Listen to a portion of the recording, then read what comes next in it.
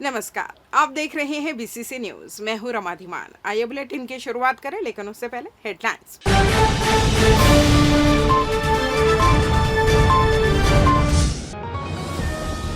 नदियों के उद्गम स्थल पर क्या व्यवस्था है, हाईकोर्ट ने की सुनवाई। फिर कई ट्रेनों को किया गया रद्द, यात्रियों की बढ़ी मुसीबतें। प्रशासन ने दिखाई सख्ती, ज्वाइनिंग नहीं करने वालों का रोका वेतन। और श्री श्याम मंदिर चोरी का हुआ खुलासा, 6 आरोपियों से 27 लाख का माल बरामद। हेडलाइंस के बाद खबरें विस्तार से। छत्तीसगढ़ हाईकोर्ट ने अरपा सहित राज्य की 19 नदियों की बदहाल स्थिति पर गंभीर रुख अपनाया है। कोर्ट ने नदियों के उद्गम स्थलों की पहचान कर राजस्व रिकॉर्ड में दर्ज करने और अवैध खनन रोकने के लिए कमेटी बनाने का निर्देश दिया है। अरपा नदी में अवैध खुदाई से बने गहरे गड्ढों और उसमें डूबकर हो रही मौतों पर कोर्ट ने स्वतः संज्ञान लिया। याचिकाकर्ताओं एडवोकेट अरविंद शुक्ला, रामनिवास तिवारी और अरपा अर्पण महाअभियान समिति ने अवैध खनन, प्रदूषण और सुरक्षा को लेकर याचिकाएं दाखिल की। कोर्ट ने बताया कि सेंद्री के पास नदी में गड्ढे में डूबने से 3 लड़कियों की मौत हुई थी। कोर्ट ने इस पर गहरी नाराजगी जताई और कहा कि ऐसे हादसे नहीं दोहराए जाने चाहिए। शासन ने माना कि अरपा के लिए समिति बनी है, लेकिन बाकी नदियों के लिए नहीं। इस पर कोर्ट ने सभी नदियों के लिए भी कमेटी बनाने को कहा। साथ ही नाराजगी जताई कि कई नदियों के उद्गम स्थलों को रिकॉर्ड में नाला बताया गया है, जो गलत है। जीपीएम कलेक्टर द्वारा 2 करोड़ 6 लाख की लागत वाला लाइडर सर्वे प्रस्ताव कोर्ट ने खारिज कर दिया। कोर्ट ने कहा कि संरक्षण के लिए ज्यादा खर्च की बजाय स्थानीय और व्यवहारिक उपाय अपनाए जाए। मामले की अगली सुनवाई सितंबर में होगी। कलेक्टर संजय अग्रवाल ने अधिकारियों को अपने अपने कार्यालय में ई ऑफिस योजना को लागू करने के निर्देश दिए। योजना के तहत फाइलें कागजी दस्तावेज के रूप में नहीं, बल्कि पेपरलेस फॉर्म में डिजिटली अधिकारियों एवं कलेक्टर के समक्ष प्रस्तुत की जाएंगी। कलेक्टर ने बड़े कार्यालयों के अधिकारियों को शुरू में कम से कम 50-50 फाइलें डिजिटली प्रस्तुत करने के निर्देश दिए। उन्होंने कहा कि मैंने स्वयं ई ऑफिस के तहत कार्य करना शुरू कर दिया है। अब हर ऑफिस को ई फाइल पर काम करना होगा। यह कोई कठिन काम नहीं है, इसे हम कभी भी ऑनलाइन मोड में देख सकते हैं। शुरुआत पहले स्थापना शाखा जैसे सरल कार्यों से शुरू की जाए। उन्होंने सभी संबंधित कर्मचारी एवं अधिकारियों को एक बार पुनः प्रशिक्षित करने के निर्देश दिए। नगर निगम आयुक्त अमित कुमार, एडीएम शिव कुमार बैनर्जी सहित विभागीय अधिकारी यहां उपस्थित रहे। छत्तीसगढ़ के बहुचर्चित शराब घोटाले में गिरफ्तार पूर्व मुख्यमंत्री भूपेश बघेल के बेटे चैतन्य बघेल को अब जेल भेज दिया गया है। ईडी रिमांड खत्म होने के बाद उन्हें रायपुर की विशेष कोर्ट में पेश किया गया, जहां से उन्हें 14 दिन की न्यायिक रिमांड पर जेल भेज दिया गया। बता दें कि ईडी ने 18 जुलाई की सुबह भिलाई स्थित बघेल निवास पर छापा मारकर चैतन्य बघेल को उनके जन्मदिन के दिन ही गिरफ्तार किया था। उन पर छत्तीसगढ़ शराब घोटाले से जुड़ी मनी लॉन्ड्रिंग का आरोप है। मामले में पूछताछ के लिए कोर्ट ने उन्हें 5 दिन के रिमांड पर भेजा था। रिमांड खत्म होने पर उन्हें दोबारा कोर्ट में पेश किया गया। ईडी ने इससे पहले टी त्रिलोक सिंह ढिल्लों, अनवर ढेबर, आईटीएस अरुणपति त्रिपाठी और पूर्व मंत्री और वर्तमान विधायक कवासी लखमा को इस मामले में गिरफ्तार किया था। फिलहाल मामले में आगे की जांच जारी है। ईडी ने जो 5 दिन की कस्टोडियल रिमांड ली थी, वो आज समाप्त होने के उपरांत ईडी ने जो एप्लीकेशन पेश किया है वो जुडिशल रिमांड का पेश किया है कि 14 दिन की जुडिशल रिमांड का पेश किया है। उस जुडिशल रिमांड में भी जो जुडिशल रिमांड का एप्लीकेशन पेश किया है उसमें भी आपत्ति हमारे बचाव पक्ष ने की है।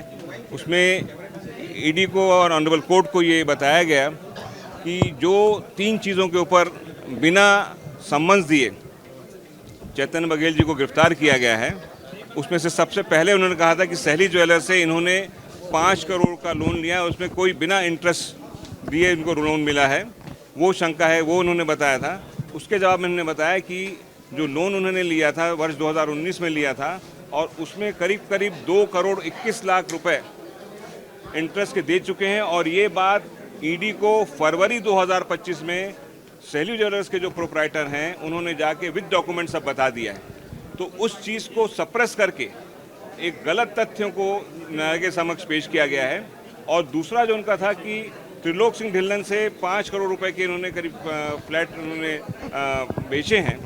तो उसके संदर्भ में ये है कि त्रिलोक सिंह ढिल्लन के लगभग 8 महीने जेल में निरुद्ध थे और उन्होंने कहाँ से वो पैसा आया वो सब बता दिया गया है और उससे ईडी संतुष्ट हो गई थी और इसीलिए चेतन बघेल जी से कोई पूछताछ नहीं की गई थी। और जो तीसरा जो है पप्पू बंसल के आधार पर, उसके बयान के आधार पर कि पप्पू बंसल ने जो कहा कि साहब 1000 करोड़ का इनका ट्रांजैक्शन हम हुआ है, ये है, तो उसके लिए हमने माननीय न्यायालय के समक्ष जो 19/5 को फर्स्ट एडीजे ने, ऑनरेबल फर्स्ट एडीजे ने जो परमानेंट वारंट निकाला था, उस वारंट की कॉपी, सर्टिफाइड कॉपी की फोटो कॉपी हमने ईडी को भी दी है और हमने माननीय न्यायालय के समक्ष पेश किया है कि कैसा एक फरार आरोपी, क्योंकि उसमें जो ऑनरेबल कोर्ट का ऑर्डर है उसमें कि लक्ष्मी नारायण बंसल फरार आरोपी है और उसको जो दाऊद इब्राहिम का सुप्रीम कोर्ट का केस है उसके आधार पर उसको परमानेंट वारंट जारी किया गया है। तो उस फरार आरोपी को कैसे ये खातिरदारी करके इसका बयान लेके और उसके बयान के आधार पर चेतन बघेल को गिरफ्तार किया गया है, ये सब चीज़ें हमने रखी है। और ये बताया भी है कि जो इसी तरह लखमा जी, जो कवासी लखमा जी हैं, उन्होंने जब अडानी के खिलाफ बोला था तो बिना उनको सम्मन दिए उनको गिरफ्तार किया गया था। उसी प्रकार जब श्री भूपेश बघेल ने अडानी के जो पेड़ कटाई अवैध रूप से हो रही उसके खिलाफ बोला है तो आनंद फानन में इनको, उनके चेतन बघेल जी जिनका बर्थडे था और जो मंदिर में पूजा कर रहे थे उसमें उनको उठा के उनको लाया है, ये हमने रखा है, आपत्ति उसमें भी की है। और हमने माननीय न्यायालय से ये भी मांगा है कि जो हमको बिना हमको सुने हमको जो इन्होंने गिरफ्तार किया है तो हम ये किस आधार पर हमको आरोपी मानते हैं उसके डॉक्यूमेंट दिए जाएं। तो उसके लिए माननीय न्यायालय ने उनको समय दिया है और ईडी उसका जवाब देगी। अभनपुर थाना क्षेत्र के विरोधा गांव में बुजुर्ग दंपति भूखन ध्रुव और उनकी पत्नी रुक्मिणी ध्रुव की निर्मम हत्या के मामले में पुलिस ने झोला छाप डॉक्टर राकेश बारले को गिरफ्तार कर लिया। आरोपी इलाज के पैसे को लेकर हुए विवाद में इस हद तक पहुंच गया कि उसने दोनों की गला रेत कर हत्या कर दी। बता दें, मौत का खुलासा कुछ ऐसे हुआ। 16 जुलाई को भूखन ध्रुव रोज की तरह गांव के एक किसान के खेत में काम करने पहुंचे। चिंता में डूबे एक पड़ोसी जब उन्हें बुलाने उनके घर गया तो दरवाजा खुला मिला। भीतर जाने पर उसने भूखन की लाश देखी और तुरंत पुलिस को सूचना दी। पुलिस मौके पर पहुंची तो घर के अंदर महिला रुक्मिणी ध्रुव की भी लाश पड़ी मिली। मामला बेहद संवेदनशील बन गया और पुलिस ने जांच के लिए फॉरेंसिक टीम को बुलाया। आरोपी राकेश बारले ने हत्या के बाद सबूत मिटाने की कोशिश की। उसने घर की लाइट बंद कर दी ताकि कोई पहचान न सके, लेकिन उसी दौरान खून से सने उसके हाथों से स्विच बोर्ड पर खून के निशान लग गए। पुलिस ने स्विच बोर्ड से खून के सैंपल लिए और उन्हें फॉरेंसिक लैब भेजा, जहां खून पर मौजूद उंगलियों के निशान आरोपी से मेल खा गए। इतना ही नहीं, आरोपी ने खुद को बचाने के लिए पास के तालाब में जाकर अपने खून से सने कपड़े धोने की भी कोशिश की, लेकिन शरीर और कपड़ों पर खून के अंश रह गए थे जो बाद में उसकी गिरफ्तारी का आधार बने। राकेश बारले नियमित रूप से दंपति के घर इलाज के लिए जाया करता था। महिला से इलाज के पैसे को लेकर पहले भी कई बार कहासुनी हो चुकी थी। घटना वाले दिन भी वह पैसे मांगने पहुंचा, जहां फिर बहस हो गई। गुस्से में आकर राकेश ने पहले महिला का गला रेत कर हत्या कर दी। शोर सुनकर बचाने आए पति भूखन को भी उसने मौत के घाट उतार दिया। दोहरे हत्याकांड का खुलासा करते हुए एक आरोपी झोला छाप डॉक्टर जो उस गांव में प्रैक्टिस कर रहा था, आरोपी राकेश कुमार बारले, पिता धनेश बारले, 30 साल निवासी कोड़ापार विरुद्ध धमतरी को गिरफ्तार किया। कलेक्टर संजय अग्रवाल एवं निगम आयुक्त अमित कुमार ने जिला कार्यालय परिसर से स्वच्छता पेट्रोल वाहन को हरी झंडी दिखाई। उन्होंने कहा कि नगर निगम को स्वच्छता के क्षेत्र में राष्ट्रीय पुरस्कार मिलने के बाद स्वच्छता की निरंतरता बनाए रखने की चुनौती रहेगी। इस चुनौती को पूर्ण करने में यह विशेष टीम काफी मददगार साबित होगी। नगर निगम क्षेत्र में यह पेट्रोलिंग वाहन शहर में घूम घूम कर सार्वजनिक स्थान एवं सड़कों पर कचरा फेंकने, गंदगी करने वालों को रोकने और जुर्माना लगाने का काम करेगी। इसके अलावा सड़कों पर ठेले, गुमटी अथवा अन्य तरीके से अतिक्रमण करने वालों के खिलाफ भी कार्रवाई करेगी। अस्वच्छता और सड़क अतिक्रमण के खिलाफ जारी जंग में इस नई पहल से तेजी आने की संभावना है। लगभग 30 कर्मचारी इस बस में सवार होकर शहर के विभिन्न वार्डों का सतत दौरा करेंगे। लोगों को स्वच्छता के प्रति जागरूक करेंगे और कचरा नहीं फैलाने की समझाइश भी देगी।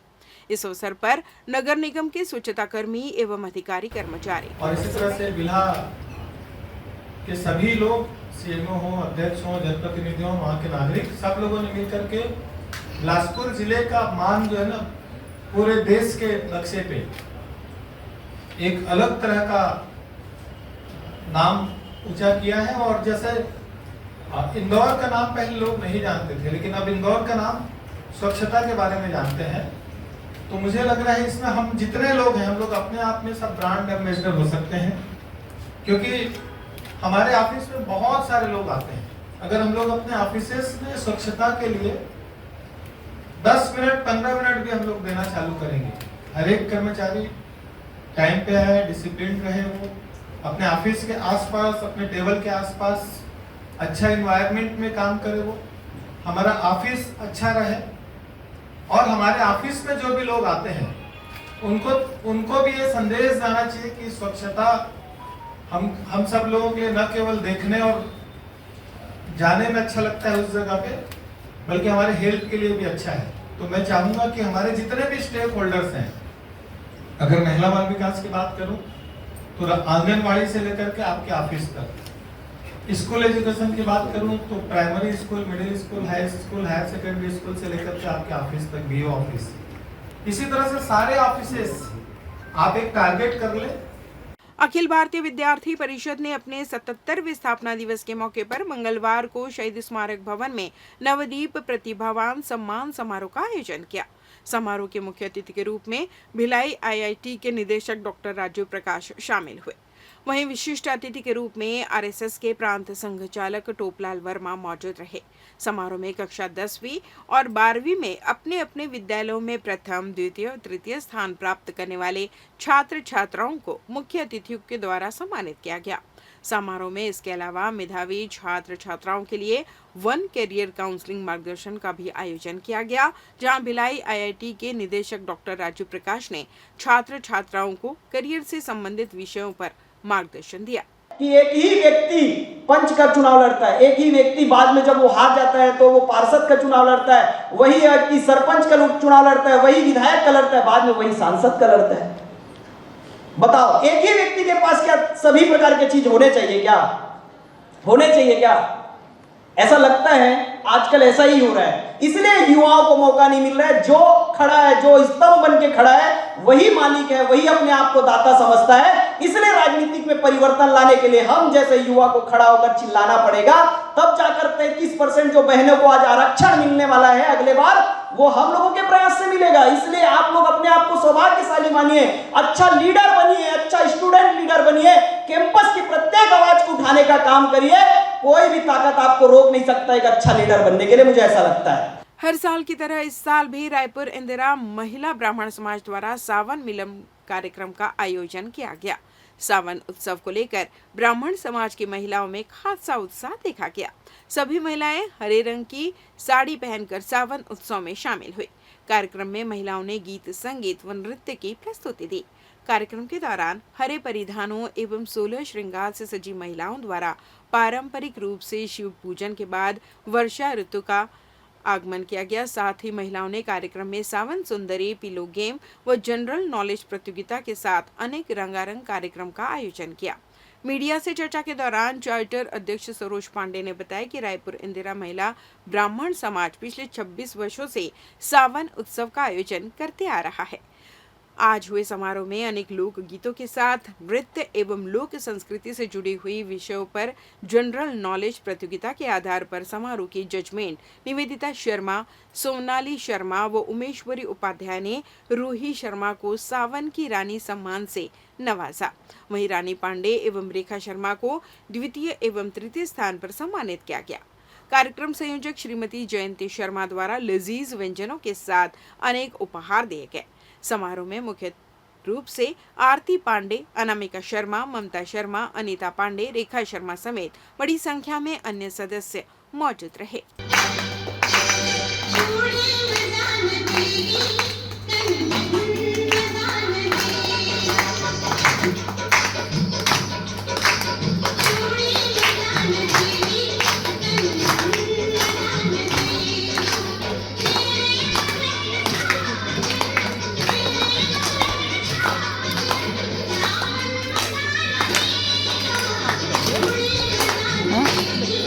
आज इस सेलिब्रेशन को किया जा रहा है। कार्यक्रम का पूरा संचालन, पूरा आयोजन श्रीमती जयंती शर्मा द्वारा किया गया है। आप देख रहे हैं कि सावन जैसा कि महादेव का देव का पूजा होता है यहाँ पे, तो शुरुआत हम महादेव की पूजा से ही करते हैं। तत्पश्चात लोक नृत्य, लोक संगीत और लोक संस्कृति से जुड़े हुए अनेक प्रश्नों के साथ हम रेन एंड ब्यूटी को कवर करते हुए सावन की रानी घोषित करते हैं। बिलासपुर रेलवे जोन में हावड़ा मुंबई रूट के 26 ट्रेनें 23 अगस्त से 30 अगस्त तक रद्द रहेंगी। इनमें 22 एक्सप्रेस और 4 मेमू ट्रेनें शामिल हैं। कुछ ट्रेनें डाइवर्ट रूट से चलाई जाएंगी। यह फैसला बिलासपुर से झारसुगुड़ा के बीच तीसरी और चौथी रेलवे लाइन को जोड़ने के काम के चलते लिया गया है। कुल 206 किलोमीटर की चौथी लाइन में अब तक 150 किलोमीटर से ज्यादा निर्माण पूरा हो चुका है। किरोड़ीमल नगर स्टेशन को चौथी लाइन से जोड़ने का काम 24 से 26 अगस्त के बीच किया जाएगा। ट्रेनों के रद्द होने से हावड़ा मुंबई रूट के यात्रियों के साथ गुजरात, राजस्थान, बिहार और तेलंगाना जाने वालों को भी परेशानी होगी। वहीं बिलासपुर रायगढ़ के बीच लोकल यात्रियों को भी दिक्कतों का सामना करना पड़ेगा। रेल प्रशासन ने कहा कि यह काम इंफ्रास्ट्रक्चर सुधार के तहत किया जा रहा है, जिससे आने वाले समय में ट्रेनों की गति और समय पालन बेहतर होगा। इसी तरह उत्तर मध्य रेलवे के मथुरा आगरा रूट पर भी 1 से 2 अगस्त तक ट्रेनों को बदले रूट से चलाया जाएगा, क्योंकि मथुरा स्टेशन को तीसरी लाइन से जोड़ा जाएगा। लेते हैं छोटा सा ब्रेक।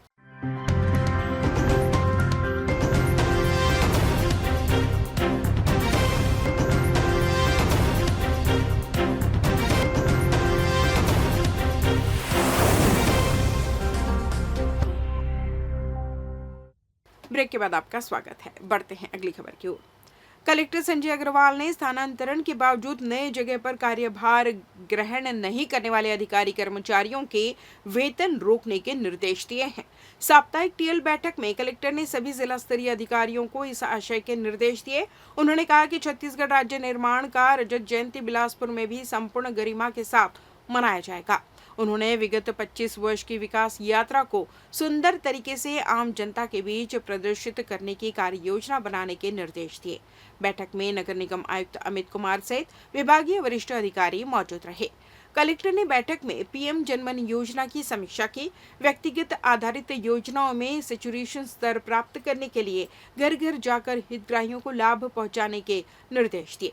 खासकर आधार कार्ड, आयुष्मान कार्ड, किसान सम्मान में कुछ लक्ष्य पूर्ण करने बचे हुए हैं। सुशासन, तिहार के लंबित मामलों की जानकारी ली। उन्होंने निराकरण की गुणवत्ता को विशेष ध्यान में रखने को कहा। कुछ हितग्राहियों से प्रत्यक्ष अथवा फोन के जरिए संपर्क कर योजना के संबंध में फीडबैक लेने के भी निर्देश दिए। शिक्षकों के युक्तियुक्तकरण की भी जानकारी बैठक में ली। स्कूलों में शनिवार के दिन जीवन में सकारात्मक भावना को बढ़ावा देने की शुरू की गई पहल का निरीक्षण करने के निर्देश जिला शिक्षा अधिकारी को दिए। डीएमएफ के तहत स्वीकृत कार्यों के प्रस्ताव भी जल्द से जल्द भेजने कहा। उन्होंने कहा कि योजना में जनहित के काम को चुने। पीवीटीजी इलाकों में स्वीकृत 6 आंगनबाड़ी केंद्रों के निर्माण कार्य तत्काल शुरू करने के निर्देश दिए। बैठक में कलेक्टर ने अंतर विभागीय मामलों का भी निराकरण किया। बिलासपुर जिले के सिविल लाइन थाना क्षेत्र में एक मारपीट का मामला सामने आया, जिसमें युवक ने उसलापुर स्टैंड में काम करने वाले युवकों पर मारपीट का आरोप लगाया। जानकारी के अनुसार वंश शर्मा नाम का युवक अपनी मम्मी को लेने उसलापुर स्टेशन गया था, जहां बाइक स्टैंड में गाड़ी खड़ने को लेकर विवाद हो गया।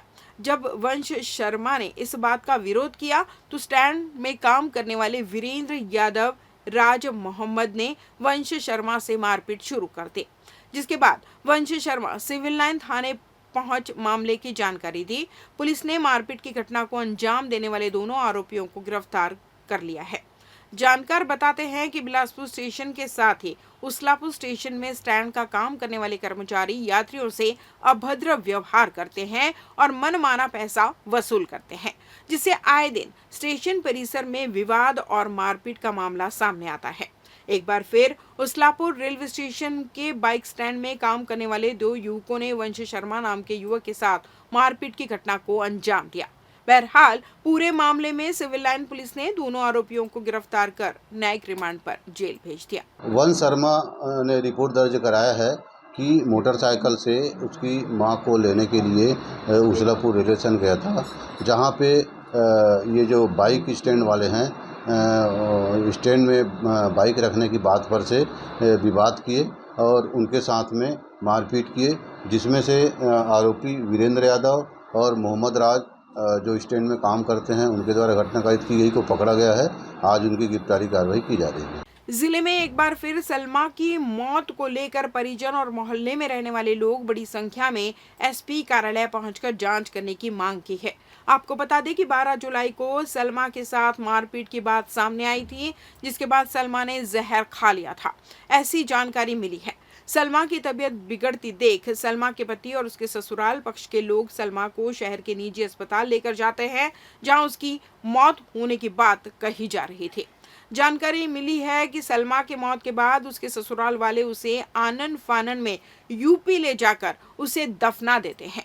वहीं सलमा की संदिग्ध मौत का मामला जब तूल पकड़ने लगा तो मोहल्ले में रहने वाले लोग सिविल लाइन थाने में सलमा की मौत को संदिग्ध बताते हुए पोस्टमार्टम की मांग करने पहुंचते हैं।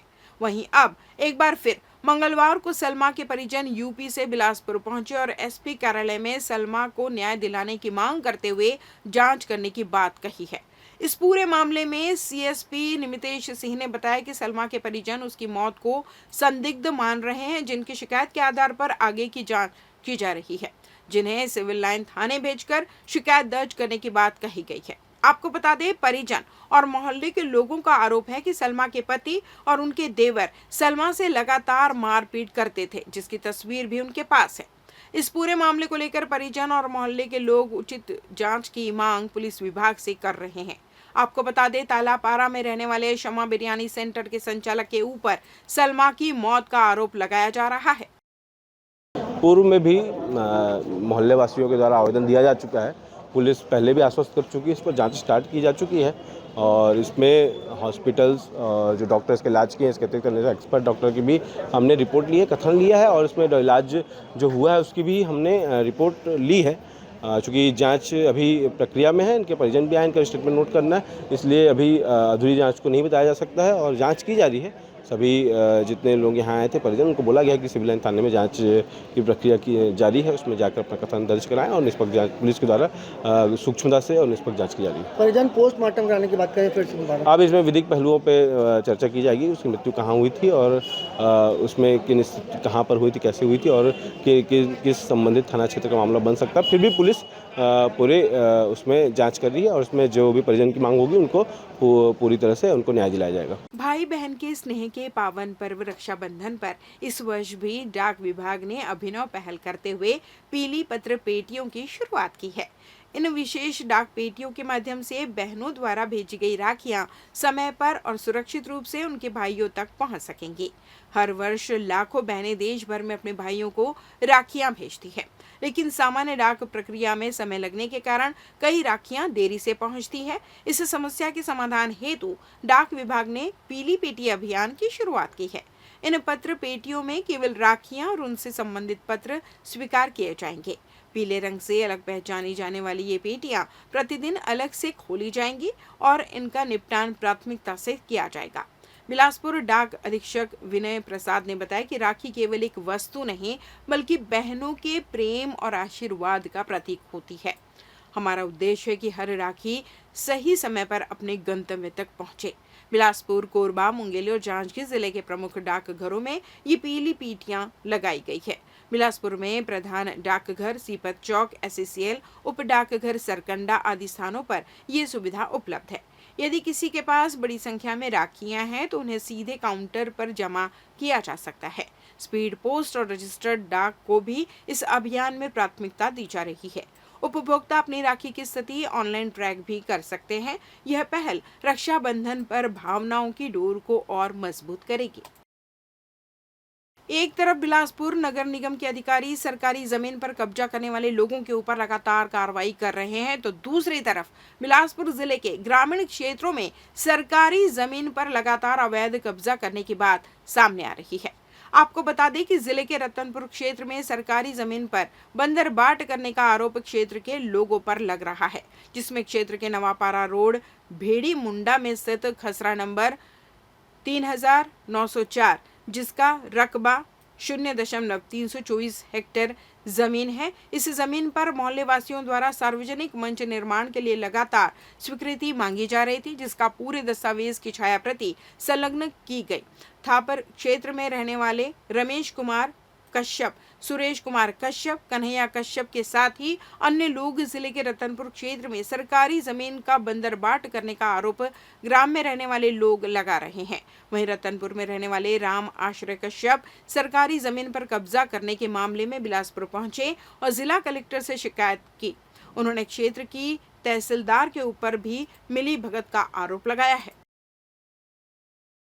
रायगढ़ के प्रतिष्ठित श्री श्याम मंदिर से धार्मिक आभूषण और नकदी की हुई सनसनीखेज चोरी की गुत्थी को रायगढ़ पुलिस ने सुलझा लिया है।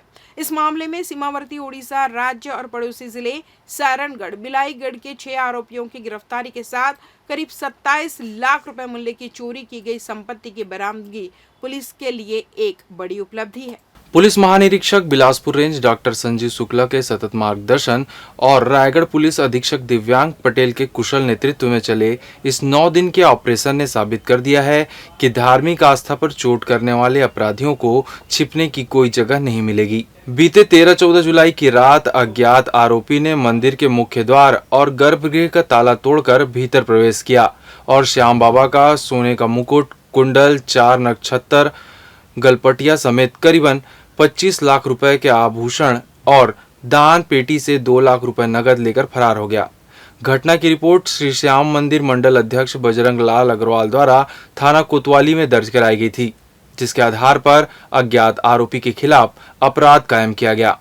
घटना की सूचना मिलते ही एसपी दिव्यांग पटेल स्वयं मौके पर पहुंचे।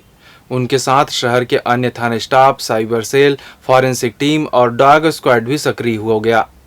तत्काल मामले को गंभीरता से लेते हुए एसपी द्वारा 5 थाना प्रभारियों की विशेष टीम गठित की गई, जिन्हें सीसीटीवी फुटेज की निगरानी, पुराने अपराधियों से पूछताछ, डिजिटल साक्ष्य का विश्लेषण और राज्य व बाहरी जिलों में ऐसी चोरी के मामलों की तफ्तीश में लगाया गया। पुलिस महानिरीक्षक डॉक्टर संजीव शुक्ला भी रायगढ़ पहुंचकर घटनास्थल का निरीक्षण किए और विशेष टीम की मीटिंग लेकर उन्हें महत्वपूर्ण दिशा निर्देश दिए गए। घटना से पूर्व संदिग्ध गतिविधियों के आधार पर एक संदिग्ध युवक की पहचान कर उसकी तस्वीरें सोशल मीडिया पर साझा की। जिला पुलिस द्वारा तथा श्याम मंडल ने आरोपी की सूचना देने इनामी घोषणा भी की। पुलिस को यहीं से एक लीड सूचना मिली, जिससे संदेही की पहचान सारथी यादव निवासी ठेंगागुड़ी थाना सरिया के रूप में हुआ। जब पुलिस टीम संदेही के घर पहुंची तो वह फरार मिला, लेकिन उसके परिजनों से पूछताछ पर यह पुष्टि हो गई कि वह घटना में शामिल है और वह मोबाइल का उपयोग नहीं करता। पुलिस टीमों ने संभावित ठिकानों पर दबिश तेज कर दी और आखिरकार उड़ीसा बॉर्डर के पास एक गांव में सारथी यादव को धर दबोचा। पूछताछ में आरोपी ने जुर्म कबूल करते हुए बताया कि वह 13 जुलाई को सरिया से बस में रायगढ़ पहुंचा और सुबह से ही श्याम मंदिर की रेकी में लग गया। शाम को सब्जी मार्केट से प्लास्टिक पन्नी और लोहे का राड उठाया। फिर रात में बारिश के दौरान जब इलाका सुनसान हो गया तो पूरे मेन गेट का ताला तोड़कर मंदिर के भीतर दाखिल हुआ और गर्भगृह से सोने का मुकुट, गलपटिया, कुंडल और छत्तर चुराकर दान पेटी से नकदी रकम समेटी। चोरी का सारा माल बोरी में भरकर पैदल रेल पटरी के रास्ते कोतरलिया महापल्ली होते हुए दिया डेरा पहुंचा और वहां से अपनी पत्नी नवादाई को फोन कर गांव के मानस भोय को मोटरसाइकिल लेकर बुलाया। गांव लौटने के बाद उसने अपनी पत्नी नवादाई, मानस भोय और उसके भाई उपेंद्र भोय और गांव आए बरगढ़ उड़ीसा के परिचित विजय उर्फ बिज्जू प्रधान, दिव्य प्रधान को पूरी घटना की जानकारी दी और माल को छिपाने तथा बेचने की योजना साझा की। रायगढ़ पुलिस ने सभी आरोपियों के बयान के आधार पर चोरी गए सारे जेवरात, नकदी, घटना में प्रयुक्त लोहे का राड, एक मोटरसाइकिल और वारदात के समय पहना गया कपड़ा बरामद किया, जिसकी कुल कीमत 27 लाख रुपए है। बीसीसी न्यूज के लिए रायगढ़ से अनुज मिश्रा की रिपोर्ट। छत्तीसगढ़ में मौसम का मिजाज तेजी से बदल रहा है। रायपुर समेत कई इलाकों में हल्की से मध्यम बारिश हो रही है और आसमान में घने बादल छाए हुए हैं। मौसम विभाग ने 23 जुलाई से बारिश की गतिविधियों में बढ़ोतरी की संभावना जताई है। अगले 4 दिनों तक कुछ स्थानों पर भारी से बहुत भारी बारिश हो सकती है। खासकर प्रदेश के दक्षिणी हिस्सों में मौसम वैज्ञानिकों के अनुसार 24 जुलाई के आसपास उत्तर बंगाल की खाड़ी में नया निम्न दबाव क्षेत्र बनने की संभावना है, जिससे बारिश और तेज होगी। बुधवार से प्रदेश के विभिन्न हिस्सों में झमाझम बारिश हो सकती है। कुछ स्थानों पर गरज चमक के साथ बिजली गिरने की भी आशंका है। इस बुलेटिन में बस इतना ही। अगले बुलेटिन में आपसे होगी फिर मुलाकात। तब तक मुझे दीजिए विदा।